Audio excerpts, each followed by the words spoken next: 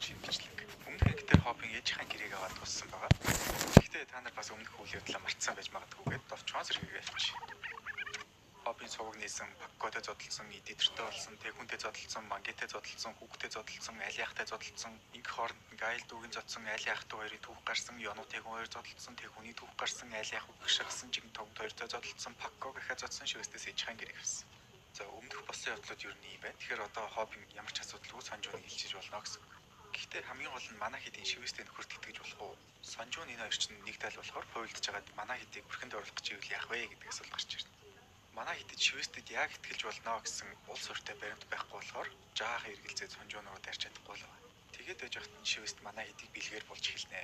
Амар их мөнгө өгөөл араас нь бүгдээрэнд нь амар үнэтэй бэлэг явуулаа л. Гэхдээ мангид бол хиймэл ус өгдөг. Инээж байгааг нь харахад цаадах ч бас их таалагдаад байгаа л та. Манай хэд ч үнэтэй юм авсан болохоор сахар автай боллоо гэж бөө баяр. Харин энэ үеэр гэрээнээс болж ууралсан сонжоон шивэст дээр ирнэ. Тэгээд яг алцах нүгтэл нэг улсын их хурлын гишүүн ирээд сонжооны ажлыг хоббинд өгч жагаад сонжооныг улс төрд оруулнаа гэж хэлээд бүр шокруулаа хийчихсэн.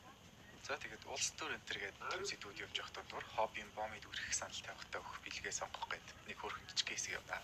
Бусад найзууд нь бүгдээрээ завгүйгээд хоббийн гайл хоёр хамт дэлгүүрсэхэр болвоо. Даанч нөгөө гайл нь бомбыг бэлэг сонгоно гэдгийг ээж мдээгүй хоббитэй болцоонд явах гээд бөө баяр. Товлсон өдрөмж болоод сүрхий гангалаад ирсэн ч гэсэн болцох гэж биш өөр охинд бэлэг сонгох гэж ирсэн юм дээд сэтгэл зүйн шалгаардаг. Гайл ихэндээ хор хутгаж хогийн бэлэг авч өгөөд энэ хоёрыг салгачаа гэж бодсон ч гэсэн хүн чанарын зулгаад эцэстээ зүгээр бэлэг сонгож өгдөг. Ингээд оройн босч явахдаа ганган хүн хавар намар гихчээр цэрвхэн өдөр нэмгэн уцлаад ирсэн болохоор ханиад хүрсэн үү эсвэл солонгос охтууд ийм бий султаа гэдэг юм уу унаад өглөө. Тэгсэн хоббин түшиж аваад өндөр өсгөдтэй ядарч байгаа гэд шинээр авсан бүзээ гаргаж өгөөл кино. Бомитой бэлэг сонгож чадахгүй юм байж бас гайлд яг таарсан бүз авч болцсон. Инхээр нөгөө гайл бас уярчлах уу яах вэ? Хоббин нэг налд суугаал бомитой ирэхэд эхлэх юм бол өөр охтуудтай ингэж явж болохгүй шүү энтергээл сүүлийн үгээ хэлж байгаа айтай байж хат. Бомын хаанаас ч юм гараад ирлээ. За ингээд харталт сэрдэлт уянгийн драмын 30-аад бүлэг явна. Ямар ч тач эцэст нь хоббин сайн болсон гайл болон бомын сайн болсон хүн хоёргүй нэглээд үлдсэн ч гэсэн манай хоёр уучраа болоод ирлээ.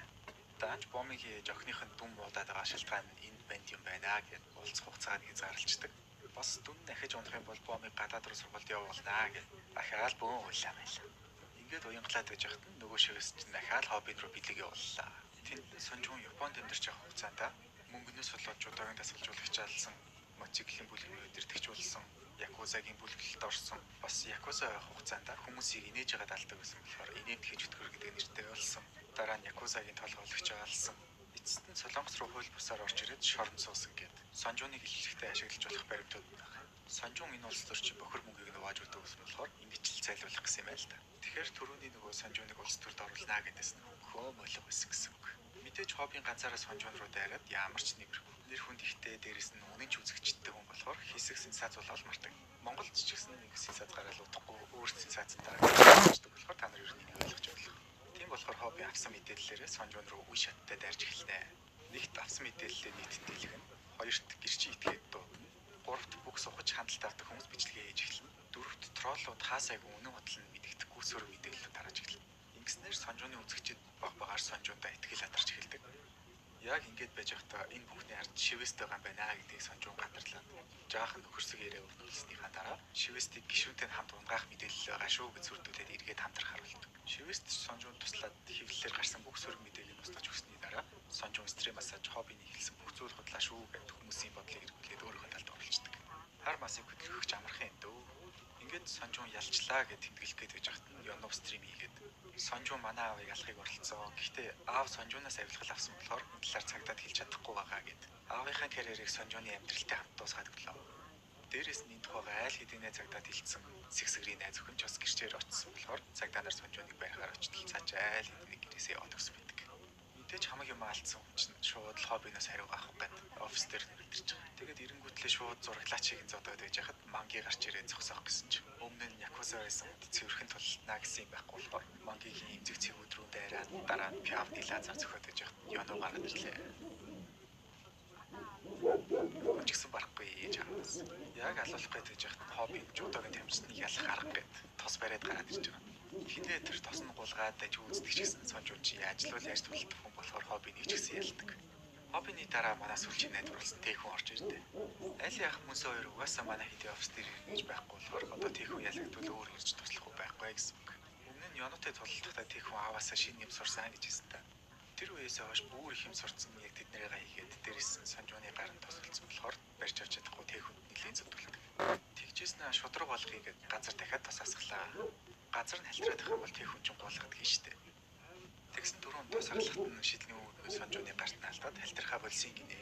Тэгээд амар савуулсан ч гэсэн босч ирээд нэг хөлөө бариулж агаад нислэл нь өшгөлөөд яллаа гэтэл Сонжуу эргэж босч ирээд та нар шиг эргэлж үзсэн хүүхдүүд над чиг алалцаж амьдэрсэн хүнийг барахгүй гэдэг Тэхүний хөлийг хугалах гээд байж хань хоббин сүгдэж гуйгаад арай л гэж болвол Сонжууч гинт хоорсон юм шиг бич хүүхдтэй юм байгаад бүхний арч чивэстэй байцтай бүх хэрэгээ хүлээж чивэст гişүү хэрэгж ирээд хамт шорт орох гэж цагдаа баригдаад явдаг. Явахтаа бас хоббинтэй зодтолдоод дууссан юм чи одоо бараг найзууд болсон мэт гэдэг юм аа. Тэгэд нөгөө гişүү уурлаад шивэс дээр оцсон чи өнөөхөн тоож байгаа ч юм байхгүй. Яагаад гэсэн чинь Сонжууныг бариад явсан хүмүүс нь цагдаа биш шивэстийн хүмүүс болж таардаг. Тэгээд л Сонжууныг цагдаа нарт баригдахаас айсандаа амиа хорлсон гэсэн мэдээлэл нийтлүүлээд энд нь чимээг өгөх тусах төлөвлөгөөтэй байгаа. Харин Сонжуун ганцаараа өгөх бодлого шивэстийг аваад явах зорилготой байгаа болохоор цус алдж байгаа ч гэсэн шивэстийн хууль бус цагаачтай хөтлээд бол. Манай монголчуудаас Солонгост харлаад бие хүчний айдлуудыг нь лаадаг та. Тэгсэн эднэр 5,000 долларын төлөө ингэж алуурчд болоо. Эцэст нь Сонжуун бүгдийг нь алаад дуусчихлаа гэтэл амар хослолтой бүр яг мэрэгжлийн алуурч нь буутай гараад ирлээ. За ингээд том дайсан хөх гэж байгаа болохоор эхлээд түүх нь гарах нь хууль шүү дээ. Японд амьдардаг солонгос хүмүүс болохоор байнга гадуурхагддаг тааруухан амьдралтай гэр бүл. Ээж нь эмсийн хүрээлэнд ажилладаг Сонжуунд жуудаагаас өөр чадах юм байхгүй. Аав нь их сайн хүн болохоор хизээний өдөр бит хоёр дээр эргээд ирнэ гэдээ ээж нь хэлдэг ч гэсэн Сонжуун аавыгаа хизээж харж байгаагүй. Сонжууны амьдралд байсан ганц аав шиг хүн түүний жуудаагийн дасгалжуулагч. Дасгалжуулагч нь ч гэсэн солонгос хүн болохоор зовлонг нь ойлгоод Сонжууныг чадхаараа л дэмждэг. Нэг өдөр Сонжуунд жуудаагийн тэмцээн дээр ялагдаад өгөх бол 10 сая йен өгөө гэсэн санал ирсэн ч гэсэн ээж нь Сонжуунд мөнгөтэй байх сайхан ч гэсэн арчаагүй амьдарч болохгүй гэж хэлсэн болохоор Сонжуун саналыг нь хүлээж авалгүй тэмцээнийхээ авраг болдог. Тэгсэн үзэгчд нь Сонжууныг дэмжиж Сонжуун бүр шок. Япон солонгос улсууд хоорондоо таагүй түүхтэй болохоор манайхаар бол хятад хүүхэд ирээд Монгол улсын тэмцээнд ялж байгаатай дэлгэн гэсэн үг л дээ. Эндээс л Сонжууны амьдрал сайхан болж эхэлж байгаа. Фэнүүдийнхэн бэлэг телевизээр ярилцлага, ивент итгэгчгээл цаашдаа мөнгө цаана зовхгүй гэсэн үг. Гэтэл нэг өдөр Сонжуу ээжтэй хоолыг наваач өгөх гээд эмсийн хүрээлэнд очихдоо сэтгүүлчдтэй таарчнаа. Дөнгөж лалдартай болоод сайхан амьдралд ойртож байгаа болохоор нэр хүндээ бодоод ээжигээ танихгүй юм шиг яваад өг. Тэгсэн удалгүй өмнө нь тэмцээнд ялагдаад өгөө гэдээсэн бүдүүн нөхөрийн талаар мэдж аваад дасгалжуулагчаар нь дамжуулаад Сонжууныг сүрдүүлж агаад бүр 3 тэмцээнд албаар ялагдуулчихдаг. Гэхдээ үүнийхээ ачаар Сонжуун 30 сая йен авсан болохоор ээжтэйгээ хамт хоолны газар нэгээд жудаагаа орхиё гэдэж яхад нь ээж нь нөгөө мөнгийг нэг хүнд өгсөн. Тэгээд яг хинд өгснөө хэлэхгүйсэн болохоор Сонжуун шууд л нөгөө бүдүүн нөхрийг гэж бодоод яваад очсон чи өнөөх нь юугаа ааж мэдэхгүй. Тэгсэн яг үүндээ Сонжуун аав шиг нэсэн өнөөх дасгалжуулагч нь чиний хүү тэмцээн дээр албаар ялагдчих гин тэр бүлцээ гэдэг ээжигээ дарамтлаад хамаг мөнгөний татсан. Дээрээс нь ээжтэй нэг шөнийг өнгөрөөчгöd өглөө нь солонгос руугаа явнаа гэдэг жахтан Сонжуун үрээд ирлээ. Сонжуун тэгээд дасгалжуулагчаа зодоод ээж нь болиулах гэдэг жахтан өнөөх нь ээжийг алчнаа. Сонжуунч зүрөө дасгалжуулагчаа алаад цагдаа нар ирэх гэдэг жахтан Сонжууныг өөр нэг хүн баталах бөгөөд тэр нь энэ хавийнхаа доог тухуулсан дандаа бусдад дээрлүүлдэг жижиг гарын якуза. Сонжуунд хүртэл доог толдог байсан энэ хүн бол Сонжууны төрсөн эцэг.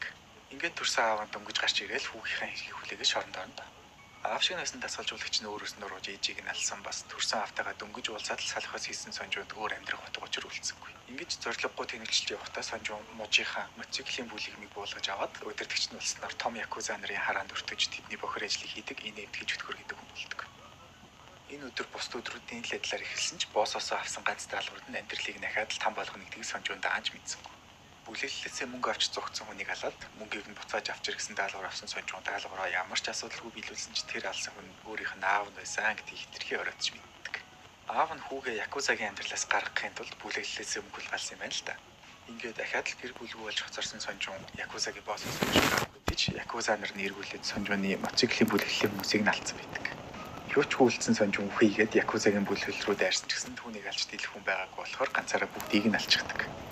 Үхийг хүссэн хэрнээ амьдрахын төлөө чанар бүхнийг хийж байгаа Сонжуун өдрөн цагдаа нараас зүгтэж шөнө якуза нараас зүгтэж байгаа болохоор энэ улсаас явахын тулд булгайн завь зөв бөгөөд тэндээ шивэсттэй танилцсан. Сонжуун сайн судалдаг болохоор хэрэг болох хүн гэд шивэст өөрийнхөө багт авснаар энэ хоёрын харилцаа анх эхэлж ижээ. Сонжуун стрим дээрээ сүши хийгээд байдаг та. Тэрийг анхын завь дээр зурсан баг. Бас хамт аялж явахдаа дахиад багштай таарч анхудаа их дагуу ялагдаж үздэг. Шивэст энэ завь дээр харт амь хийдэг бөгөөд хууль бусаар хил дагуулж өгнө гэж суулгасан хүмүүстэй харт амьгаа залгуулад дараа нь халаад даалгаар шийддэг.